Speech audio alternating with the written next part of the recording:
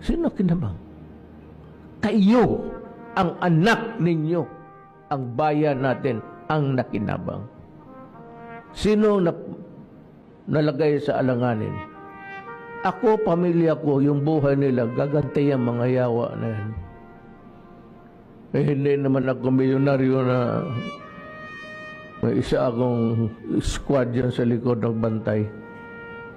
Ako pa ang napoproblema ngayon. Ako ang nakinabang kayo. Kayo, mga Pilipino. Mamatay man ako bukas o ngayong gabi, hindi na ako babangon.